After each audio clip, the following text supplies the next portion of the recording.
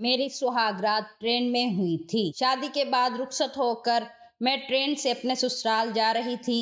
मेरा शौहर घर जाने तक का इंतजार नहीं कर सकता था, इसलिए वो बेकाबू होकर डब्बे में घुस आया और आते ही इसने मेरे साथ, मेरा नाम आलिया है, आज मेरी शादी का दिन है। मेरे घर में सारी तैयारियां जोशो खरोश से चल रही थी।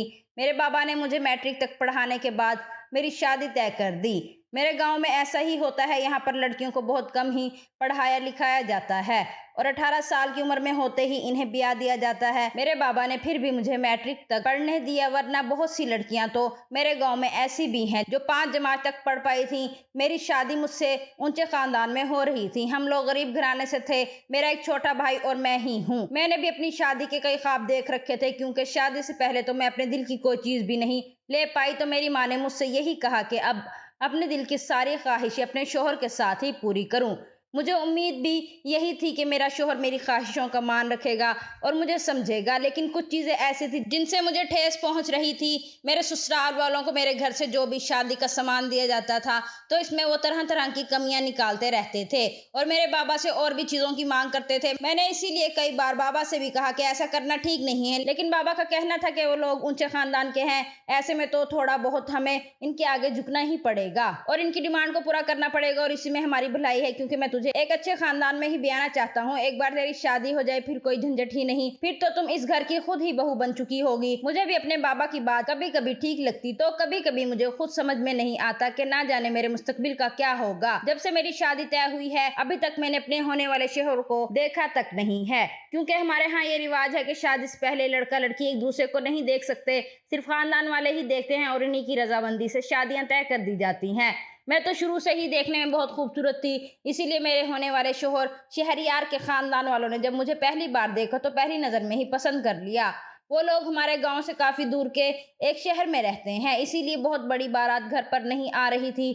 लेकिन कितने भी कम लोग क्यों ना आ रहे हों, शादी ब्याह में तो बहुत सारा काम बढ़ जाता है। इसीलिए मेरे बाबा सारे इंतजाम को लेकर बहुत परेशान हो रहे थे कि ना जाने सब कुछ कैसे निपटेगा और सब अच्छे से होगा भी या नहीं। लेकिन खैर सब चीजें ठीक से हो गई और मेरी शादी शहरियार के साथ हो गई और मैं रुखसत होकर रेलवे स्टेशन पर आ चुकी थी। मेरा दिल बार बार अपने शोहर का चेहरा देखने को कर रहा था, लेकिन चेहरा तो छोड़ो, मैं तो अपने शोहर की झलक तक नहीं देख पा रही थी, क्योंकि मेरे ससुराल वालों ने एक बड़ा लंबा सा घूंघट मेरे चेहरे पर डाल रखा था और ऊपर से मेरे ससुराल की जो औरतें थी, मेरी सास, नंद और बाकी के रिश्तेदार, इन्होंने मुझे घेरा हुआ था, जिस वजह से मैं अपने शोहर से ना तो कह पा रही थी और ना ही इनकी एक झलक देख पा रही थी। फिर मैंने खुद को समझाया कि बस कुछ घंटे की ही बात है, अभी जब हम ट्रेन में बैठ जाएंगे तो इसके बाद तो मेरा शोहर मेरे पास आ ही जाएगा, तो इसीलिए अब मुझे कुछ घंटे तक का सब्र रखना होगा। इतनी तसल्ली तो मैं कर ही सकती हूँ। मुझे पता है कि मेरा शोहर भी मुझे देखने के लिए तड़प रहा होगा, जैसा कि मैं तड़प रही हूँ। मैं दिल ही दिल में सोच रही थी कि जब मेरा शोहर मुझे पहली बार देखेगा तो मेरी खूबसूरती देखकर वो मुझ में खो ही जाएगा और मेरी ना जाने कितनी तारीफें करेगा। मैं ये सारी बातें सोच सोच कर बार बार शर्मा रही थी और खुश हो रही थी। थोड़ी ही देर के बाद हमारी ट्रेन आ गई और हम सब अपने बुक किए हुए डब्बों में बैठ गए, लेकिन अभी भी मेरी सास और नंदे मेरे साथ चिपकी हुई थी। मेरी सास मेरे पास आकर बैठी और कहने लगी, बहू अपना घूंघट उठाकर जरा मुझे भी तो अपना चेहरा दिखा दो, मैं भी तो दिल भरकर अपने शहरयार की दुल्हन देखूं। इनकी बात पर मैंने आहिस्ता से सर हिलाया और फौरन ही अपना घूंघट अपने चेहरे से हटा दिया, लेकिन मैंने अपनी नजरें नीचे करके ही रखी थी। मेरे चेहरे को देखते ही मेरी सास, नंद और जो रिश्तेदार थे वो कहने लगे कि माशाल्लाह बिल्कुल चांद के जैसी है, हमारे शहरयार के नसीब खुल गए। इस पर फौरन मेरी सास बोली, नसीब तो इसके खुल गए हैं जो मेरा शहरयार इसे मिल गया है, वरना अच्छों को मेरा शहरयार नहीं मिलता। मेरी सास मुझे समझाते हुए कहने लगी, देखो बहू, मेरे शहरयार का हमेशा ख्याल रखना और इसकी किसी भी बात को भी मत टालना, वो जैसा कहे चुपचाप वैसा करना। अब वो तेरा शोहर है और इसकी हाँ में हाँ मिलाना तेरा फर्ज है, इसीलिए इसे खुश रखना समझ आया और घर की जिम्मेदारी भी निभाना। ज्यादा नखरे दिखाने की जरूरत नहीं है, क्योंकि हमारे यहाँ लड़कियों की नए नए चौंचले बाजियां कोई नहीं देखा करता, इसलिए तू भी ये उम्मीद ना करना कि तू शहरयार के साथ नखरेबाजी कर पाएगी। अगर इसे खुश रखेगी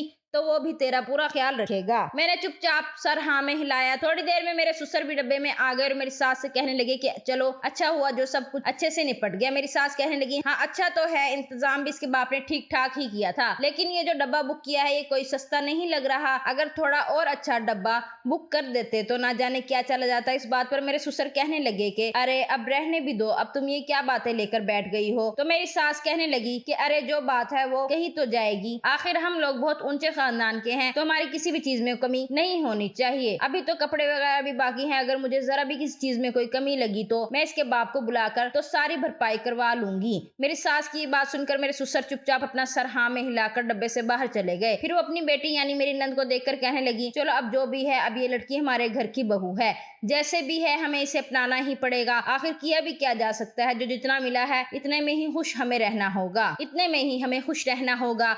मुझे अपनी सास की बातें बहुत बुरी लग रही थी, लेकिन मैं इनसे कुछ भी नहीं कह सकती थी। सब्र का घूंट पीकर मैं चुपचाप रह गई। इसके बाद मेरी सास मुझसे कहने लगी, मेरे पैर बहुत दुख रहे हैं, ले चल अब मेरी थोड़ी देर पैर दबा, आखिर मैं भी अपनी बहू के होने का कुछ फायदा तो उठा लूं। मेरी सास ने फौरन ही अपने पैर मेरी गोद में रख दिए। मैं भी चुपचाप इनके दोनों पैरों को दबाने लगी और वो बड़े आराम से अपना सर टिकाकर आंख बंद करके नींद लेने लगी। मैंने दिल ही दिल में सोचा कि कहाँ मैं अपने शोहर से मिलने के ख्वाब देख रही थी और कहाँ ये लोग मेरा पीछा ही नहीं छोड़ रहे। अब तो काफी रात भी हो गई है, लेकिन फिर भी ये लोग मेरे डब्बे से बाहर जाने का नाम तक नहीं ले रहे हैं। लेकिन फिर भी मैंने सोचा कि अब मुझे इस सब की आदत डालनी होगी, क्योंकि मैं इसी खानदान में ब्याह कर जा रही हूँ तो ये सब तो लगा ही रहेगा। थोड़ी देर के बाद सास ने कहा, चल अब बस बहुत देर हो चुकी है। ये कहकर वो उठकर चली गई। मैंने आहिस्ता से अपना घूंघट को हटाकर साइड में रखा, अपने बालों को खोल दिया और खिड़की के पास बैठ गई। बाहर की ठंडी हवा और खूबसूरत नजारे से मुझे अंदर ही अंदर सुकून सा पहुंच रहा था। ट्रेन अपनी रफ्तार से दौड़ती ही चली जा रही थी और बाहर देखती हुई हरियाली, जो कि चांदनी रात में किसी जन्नत जैसी लग रही थी, मेरी आंखों को बहुत ठंडक पहुंचा रही थी। मैं कुछ देर चुपचाप बाहर का नजारा देखकर आहिस्ता आहिस्ता गुनगुनाती रही। फिर मेरे दिल में ख्याल आया, काफी देर हो गई लेकिन मेरे शोहर अभी तक मेरे पास क्यों नहीं आए। अभी मैं ये सब सोच ही रही थी कि तभी मुझे डब्बे के दरवाजे पर किसी की आहट सुनाई दी।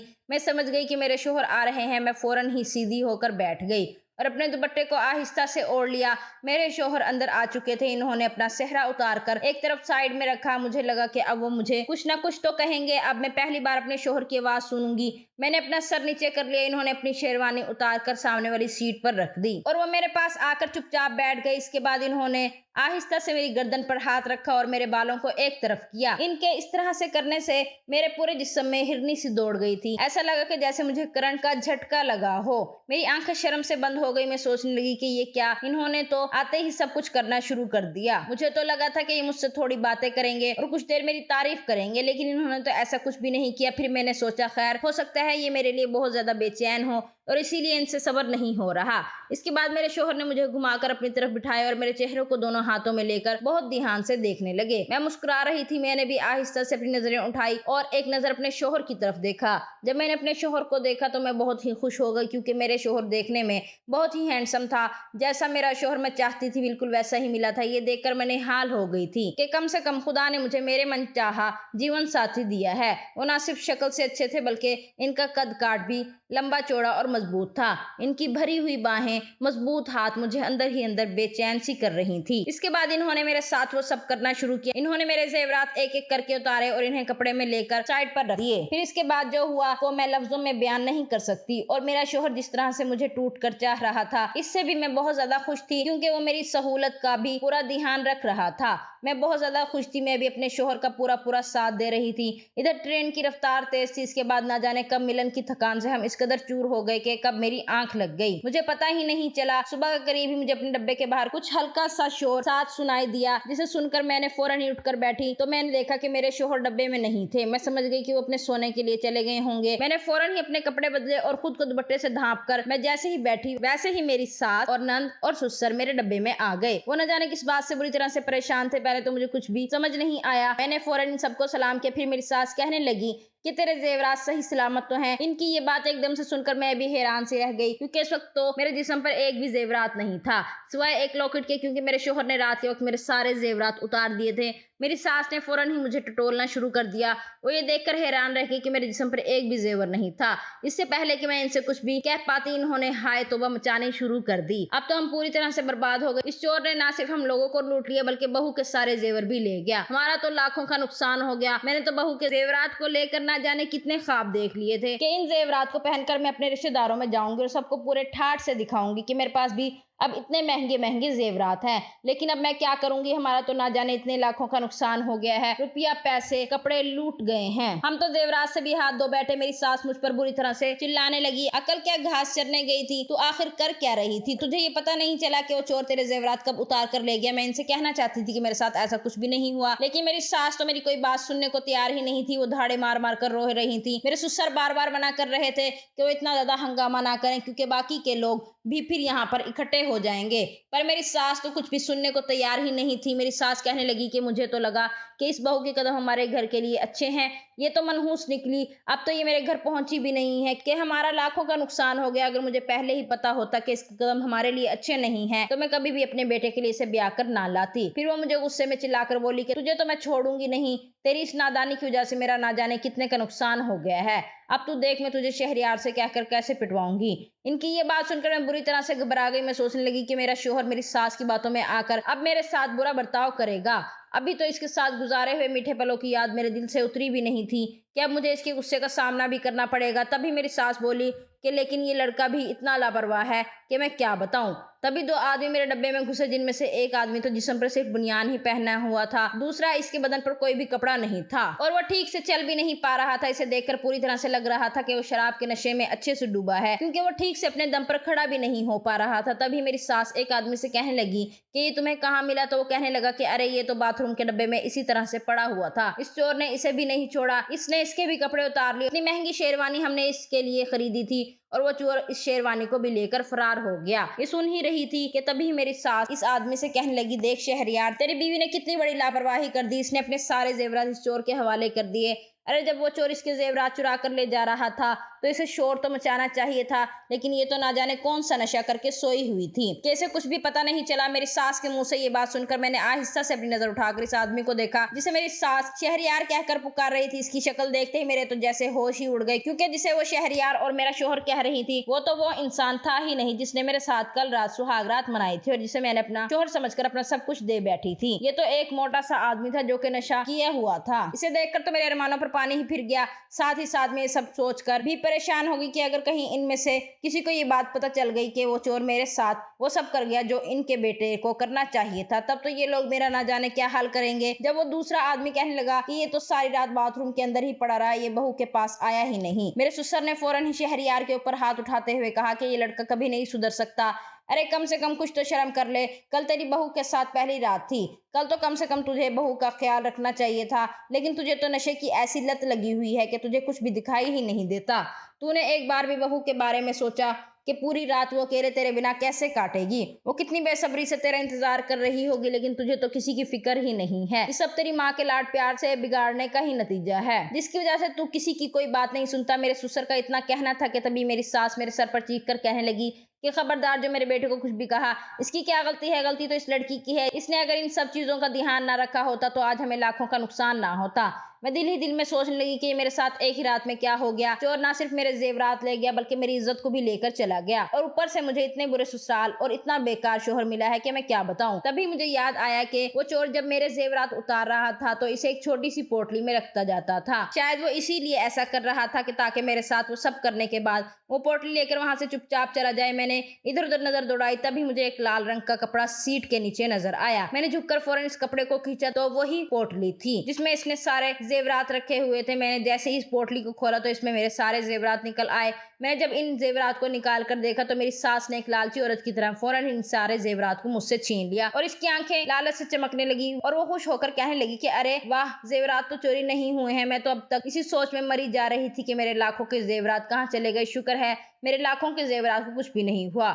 मैं सोचने लगी कि मेरे बाप की मेहनत की कमाई से बनवाए हुए जेवरात पर ये कैसे बेशर्मी से अपना हक जमा रही है। इसके बाद मुझसे कहने लगी कि जब तुझे पता था कि तूने ये जेवरात नीचे रखे हुए हैं तो मुझे अभी तक क्यों नहीं बताया? मैं कब से इनके लिए कितनी परेशान हो रही थी, क्या मुझे हार्ट अटैक आ जाता है इसके बाद ही तू बताती? मैंने आहिस्ता से कहा कि माँ जी, मैं तो कब से आपको बताने की कोशिश कर रही थी, लेकिन आप तो मुझे बोलने ही नहीं दे रही थी।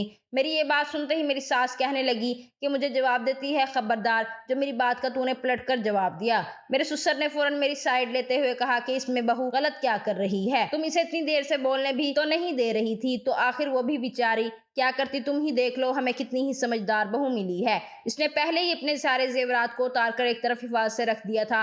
अगर वो ऐसा ना करती तो शायद वो चोर इसके जेवरात भी लेकर फरार हो जाता। इस बात पर मेरी सास मेरी तरफ घूर घूर कर देखने लगी, कहने लगी कि अब जो हुआ सो हुआ, रुपयों का और कपड़ों का तो नुकसान हो ही गया, तो अब क्या किया जाएगा, ये अब इसके मनहूस कदमों की वजह से हुआ है। मैंने सास से कहा, माँ जी अब इसमें क्या किया जा सकता है, क्या पता था कि चोर ऐसा कर जाएगा। अब चाहे जो भी हो, अब आखिर हूँ तो मैं आपकी ही घर की बहू, आपके ही घर की इज्जत, तो अब मैं चाहे जैसी भी हूँ, लेकिन अब तो मेरा नाम आपसे जुड़ गया है, तो अब कुछ भी नहीं किया जा सकता। मैंने भी अपनी सास पर इसी बात का पलटवार किया जो इन्होंने मेरे लिए कही थी। पहले तो मैं दिल ही दिल में इस बात को लेकर बहुत शर्मिंदा थी कि ये चोर मेरे साथ वो सब कर गया, लेकिन अब मैं भी शर्मिंदा नहीं थी। मैं यही सोचने लगी कि इनके जैसे लोगों के साथ यही होना चाहिए। मेरी शादी एक ऐसे इंसान से करवा दी गई जिसे नशे के अलावा कुछ नहीं सूझता। कम से कम मुझे एक बार ही सही लेकिन असली मद का सुख तो मिला, और इस सुख को मैं जिंदगी भर अपने अंदर महसूस करके जी सकती हूँ। सच में चाहे कुछ भी हो, लेकिन वो असली मद था। इसने मुझे जो सुख दिया वो ये मोटा आदमी कभी भी नहीं दे सकता। मेरी जैसी खूबसूरत लड़की को इसके जैसा ही आदमी मिलना चाहिए था, लेकिन मेरी खोटी किस्मत जो मुझे ऐसा शोहर मिला। कम से कम मेरी पहली रात खराब तो नहीं हुई, और इस चोर ने मेरे साथ भी इतनी वफादारी तो निभाई कि इसने मेरे साथ वो सब करने के बाद भी मेरा एक भी जेवर लेकर नहीं गया। यही सोचकर जब दिल ही दिल में मुस्कुराने लगी तो मेरी सास मुझसे बोली कि तू इतना मुस्कुरा क्यों रही है। तो मैंने बहाना बनाते हुए कहा कि वो दरअसल माँ जी मैं खुश हो रही हूँ कि हमारे जेवरात बच गए और अब आप अपने रिश्तेदारों में पहनकर आराम से जा सकती हैं।